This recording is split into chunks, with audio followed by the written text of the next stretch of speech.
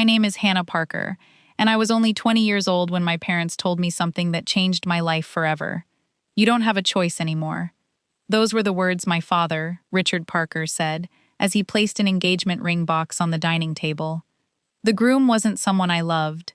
He wasn't even someone I respected. It was my cousin, Jason Parker, a man who couldn't keep a job, spent most of his nights drinking with his friends, and believed everyone else should solve his problems. I looked at my parents and quietly asked, "Why would you want this life for me?" My mother lowered her eyes. My father answered without hesitation, "Because family comes first." At that moment, I realized something heartbreaking. My dreams meant nothing compared to family expectations, but they had no idea that the daughter they were trying to control would one day prove every one of them wrong. This is my story, the story of how I lost my family, found myself, and built a life no one believed I could have. Part 2. The life they planned for me. I grew up in a small town where everyone knew everyone. In my family, daughters weren't expected to make important decisions. Parents decided where you studied, parents decided when you married, and sometimes, parents even decided who you spent the rest of your life with. I wanted something different. I dreamed of graduating from college, building a successful career, traveling, and one day marrying a man who respected me. Jason wasn't that man. Everyone knew he drank almost every weekend. He borrowed money but never paid it back. He changed jobs every few months because he hated responsibility. Whenever I tried explaining this to my parents, they repeated the same sentence: "Marriage will change him." But deep inside, I knew marriage doesn't change bad habits. It only traps another innocent person inside them. Part 3. The pressure. As the engagement date came closer, the pressure became unbearable. My relatives started visiting almost every day.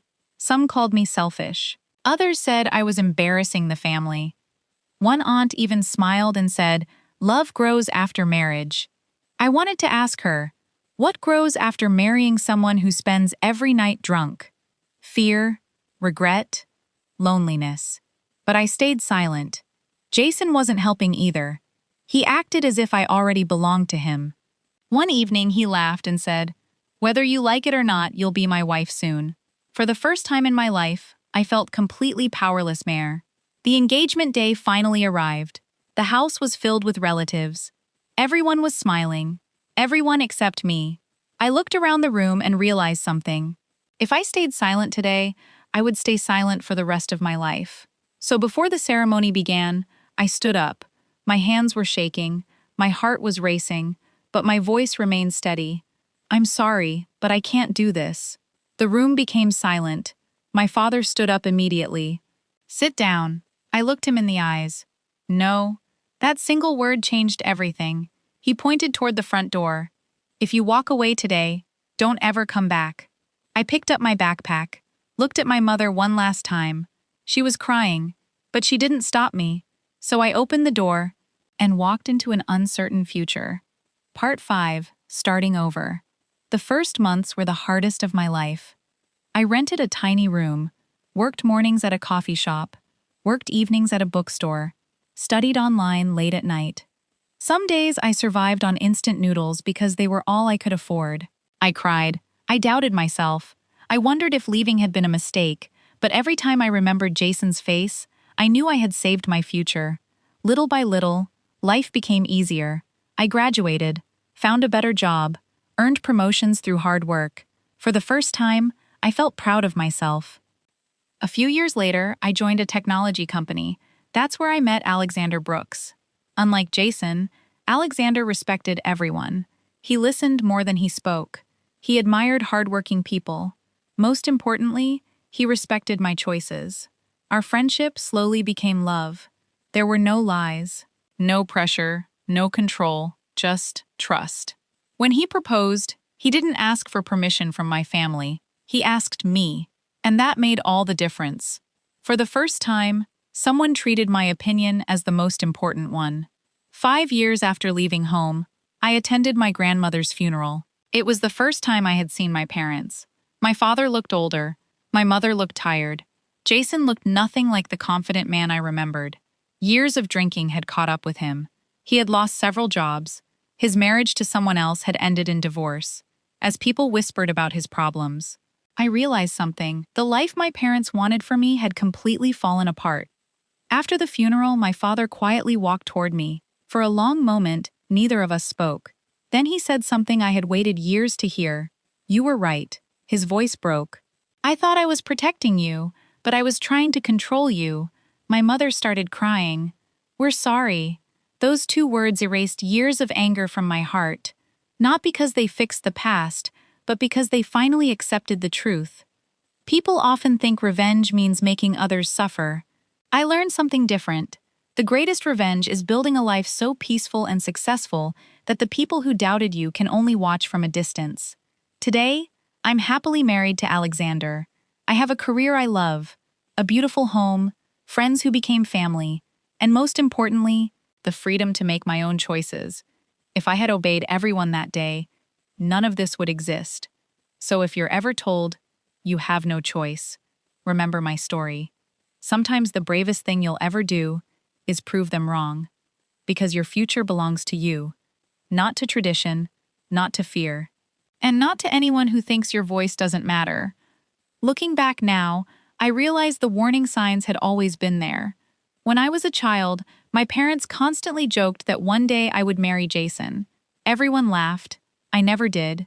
Back then, I thought they were only teasing me.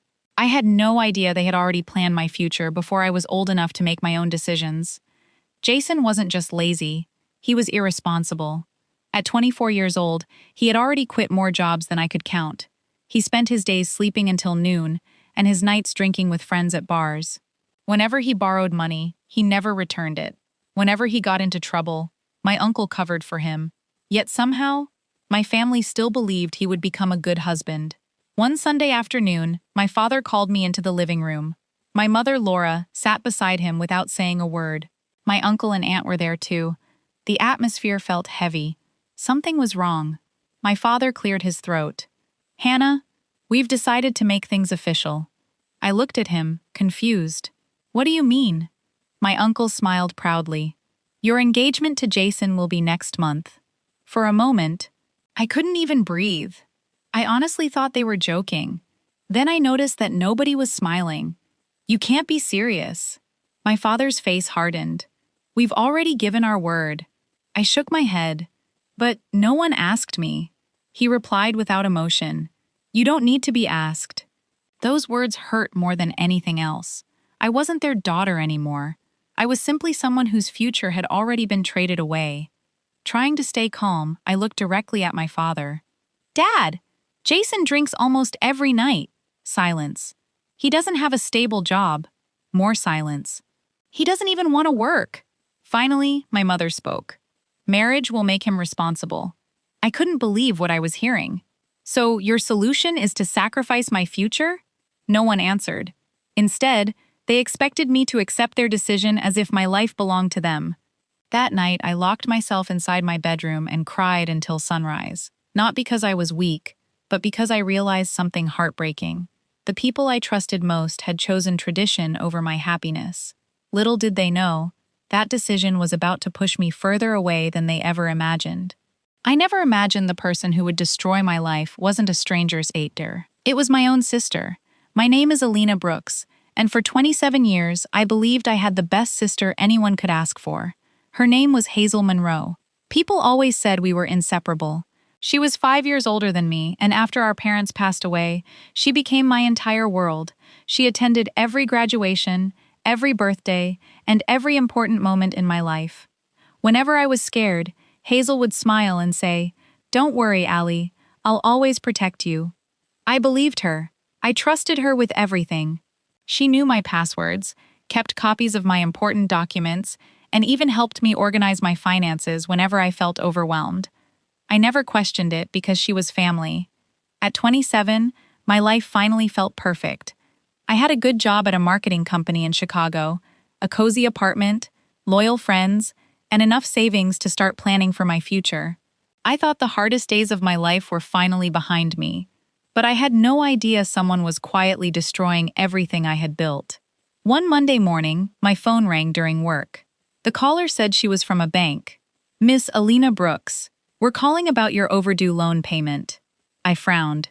I'm sorry. What loan? The representative sounded confused. The personal loan under your name. It's been overdue for weeks. My heart started racing. There has to be some mistake, I said. I've never applied for a personal loan. She apologized politely and ended the call. I convinced myself it was just an error. Until 3 days later, a thick envelope arrived at my apartment, then another and another. Every letter carried my name, unpaid loans, credit cards I had never opened, final payment notices, collection warnings. As I stared at the papers spread across my kitchen table, my hands wouldn't stop shaking. Someone wasn't just pretending to be me, someone had stolen my entire identity, and I was about to discover that the betrayal came from the one person I trusted more than anyone else. For the next 2 days, I barely slept. Every time the mail arrived, I felt my stomach tighten. I spread every letter across my dining table and read them over and over, hoping I would find some simple explanation. Instead, things became even worse. According to the documents, someone had taken out 2 personal loans, opened 3 credit cards, and even rented a luxury SUV, all using my name. The total debt was more than $186,000. I couldn't breathe. There was no way I could ever pay that back. The next morning, I walked into the bank carrying a folder full of letters. I think someone stole my identity, I told the manager. After checking the records, his expression changed. Miss Brooks, these applications included copies of your driver's license, your social security number, your signature, and even answers to your security questions. I stared at him. How is that possible? He looked at me with sympathy. Whoever did this didn't just know you. They knew everything about you. Those words echoed in my head the entire drive home. Who knew everything about me? That night, I searched through an old storage box where I kept important papers. My birth certificate was gone. My passport was missing. Even the folder containing old tax documents had disappeared. I knew I hadn't thrown them away. Someone had taken them. Then a memory suddenly hit me. About 8 months earlier, Hazel had offered to organize my paperwork. She smiled and said, "You're always so busy. Let me help." I had thanked her. I had even handed her the key to my filing cabinet. At the time, I thought she was being a caring sister. Now, for the first time in my life, a terrible thought crossed my mind. No, it couldn't be Hazel. She loved me. She would never hurt me, would she? I pushed the thought away, ashamed that I had even considered it. But deep inside, something didn't feel right anymore. I kept telling myself I was overthinking. Hazel wasn't just my sister. She was the person who had stood beside me after our parents died. There was no way she could betray me, or at least, that's what I wanted to believe. A few days later, I filed an official identity theft report and started gathering every document I could find. Every lunch break was spent calling banks, credit card companies, and credit bureaus. I was exhausted, but I refused to give up. Then something happened that changed everything. One afternoon, I received an email from one of the lenders. Attached to the email was a copy of the original loan application. As I looked through the pages, my eyes stopped on the emergency contacts section. The name listed there was Hazel Monroe. My heart dropped. I read it again. And again. There was no mistake. Why would my sister's phone number be listed on a loan I had never applied for? I called Hazel immediately. She answered with her usual cheerful voice.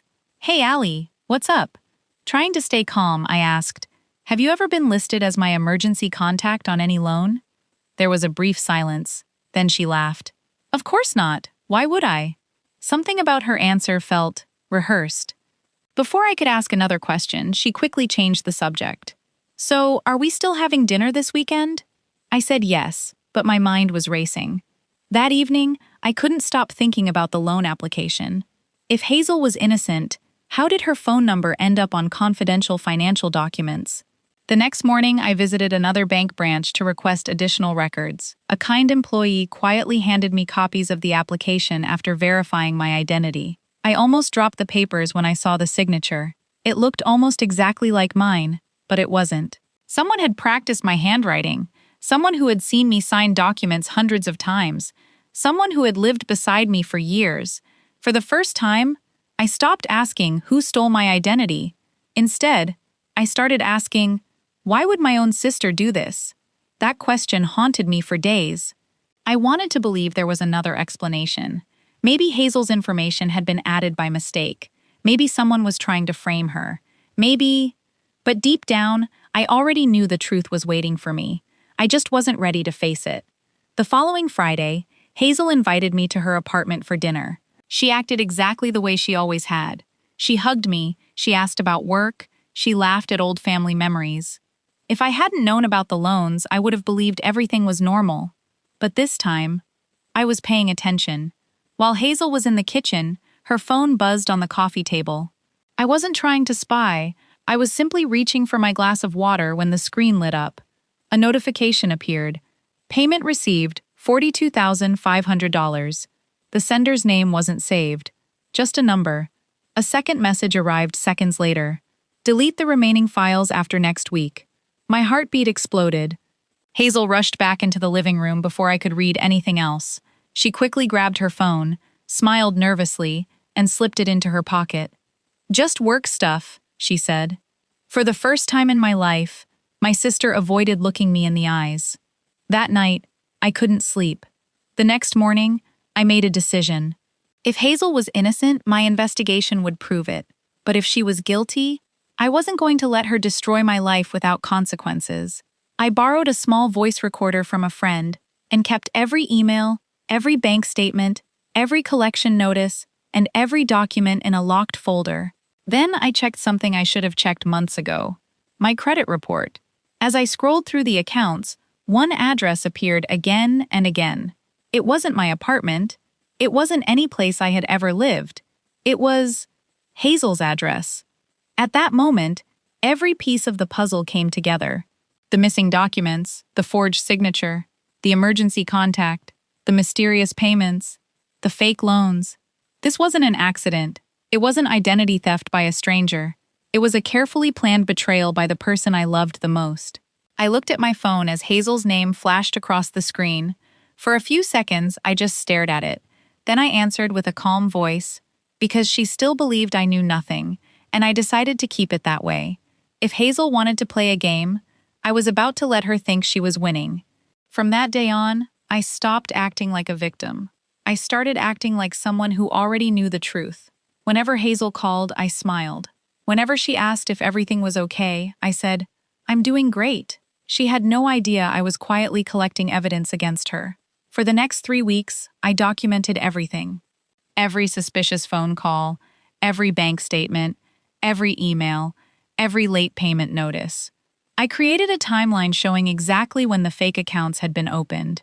One detail stood out immediately. Almost every fraudulent application had been submitted while Hazel was staying at my apartment. It couldn't be a coincidence anymore. Then I hired a private investigator. His name was Daniel Reeves, a former financial crimes investigator. After listening to my story, he said something I will never forget. People who steal identities usually leave a trail. The question is, are they smart enough to hide all of it? A week later, Daniel called me. I found something. My hands were shaking as I drove to his office. He placed several documents on the table. One by one, he explained what he had discovered. The money from the loans had never reached me. Instead, it had been transferred through several accounts before ending up in a business account secretly controlled by Hazel Monroe. I couldn't speak. Daniel slid one final document across the desk. It was a copy of a security camera image from the bank branch where the first loan had been approved. The woman in the picture was wearing sunglasses and a baseball cap, but there was no mistaking her. It was Hazel. My own sister had walked into that bank, pretending to be me. I felt tears running down my face, not because of the money, not because of the debt, but because every happy memory I had with her suddenly felt like a lie. Daniel looked at me and quietly asked, "So, what do you want to do now?" I wiped my tears away. For weeks I had imagined confronting Hazel, screaming at her, demanding answers. But now, I wanted something much bigger. I wanted the truth to come out in front of everyone. I wanted her to lose the trust she had stolen from me. And I wanted her to face the consequences of every single lie. So I looked Daniel in the eyes and said, "No more secrets. Let's make sure she can never do this to anyone again."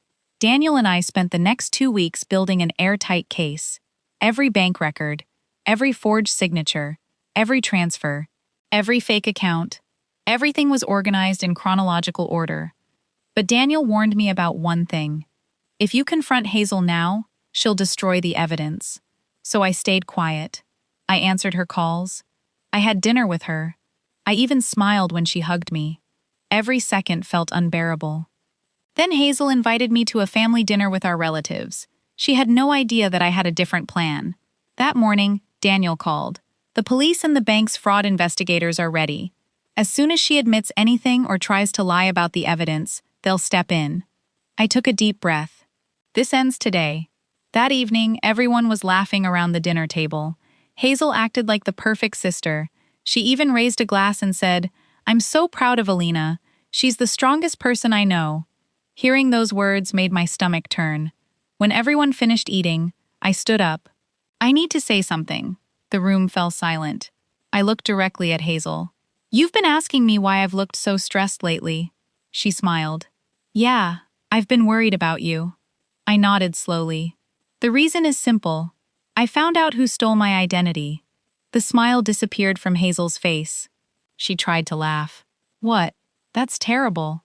I placed a thick folder on the table. Inside were the bank records, transfer receipts, forged applications, security camera photos, and investigation reports. "I know it was you." Nobody spoke. Hazel's face turned pale. "Alina, what are you talking about?" I opened the folder and showed everyone the evidence. The emergency contact with Hazel's phone number, the money transfers, the forged signatures, the bank security photo, the secret account. One by one, every lie fell apart.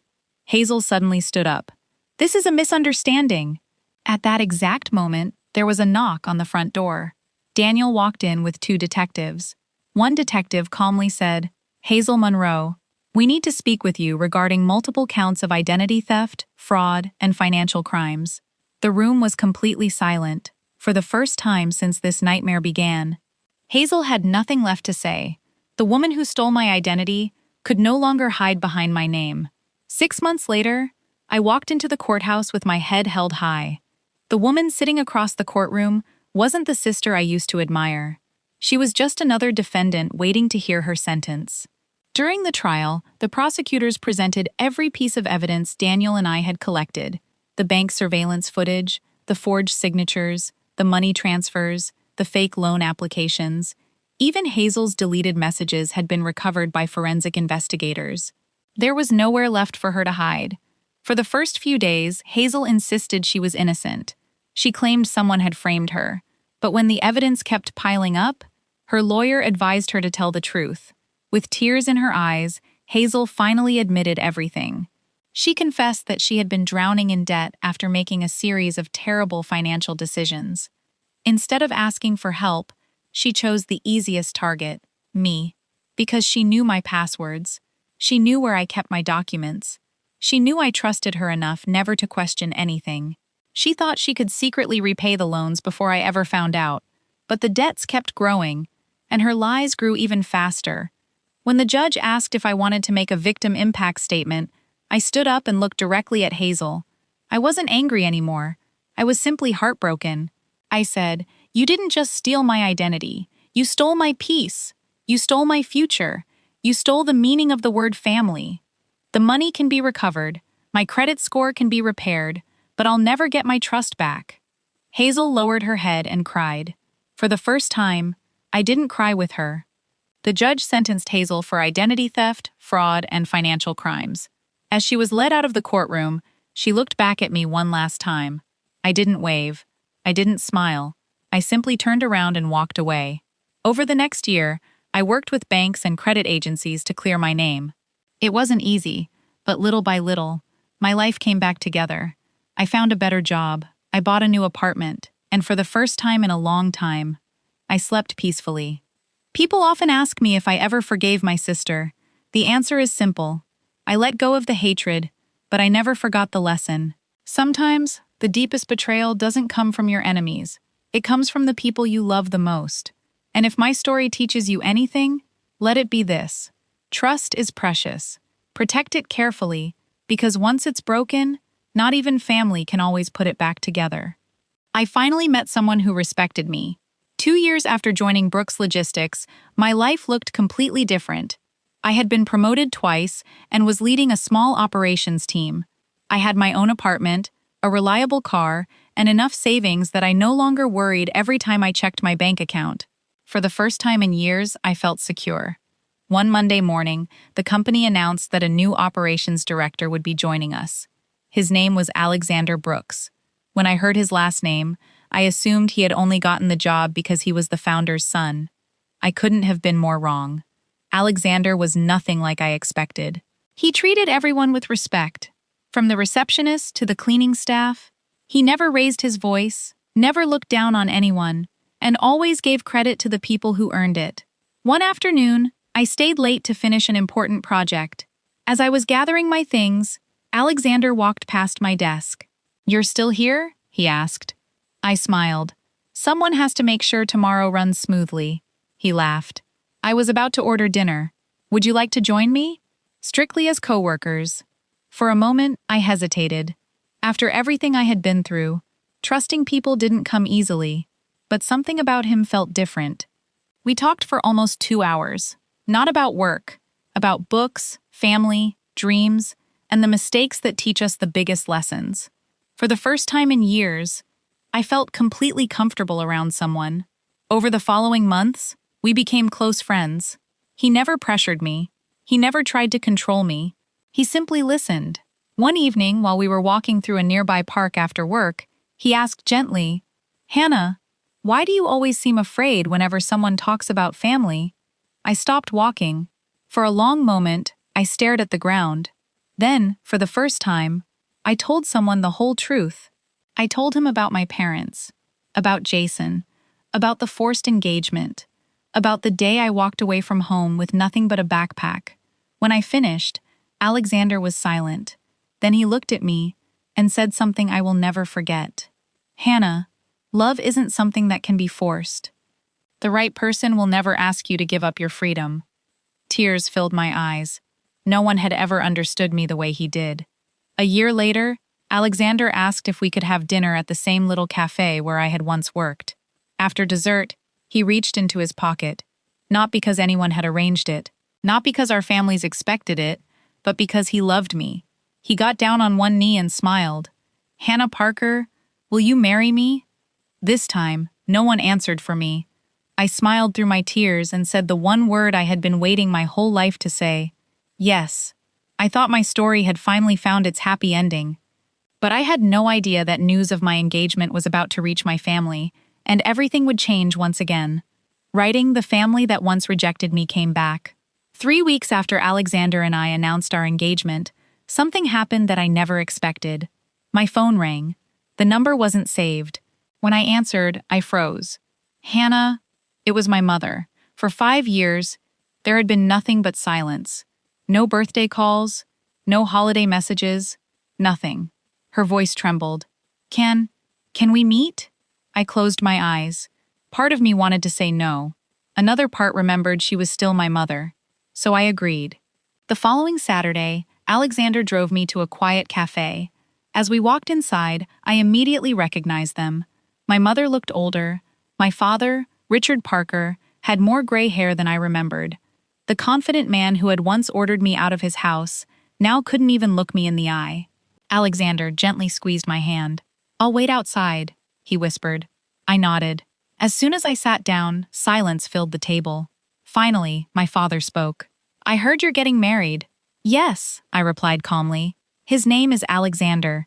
He slowly nodded. "I also heard he's very successful." I smiled politely. "He is. But that's not why I'm marrying him." He looked confused. "I'm marrying him because he respects me." Those words hit him harder than I expected. For several seconds, no one spoke. Then my mother started crying. "Hannah, we made a terrible mistake." My father took a deep breath. "The truth is, Jason's life completely fell apart." I stayed silent. He never stopped drinking.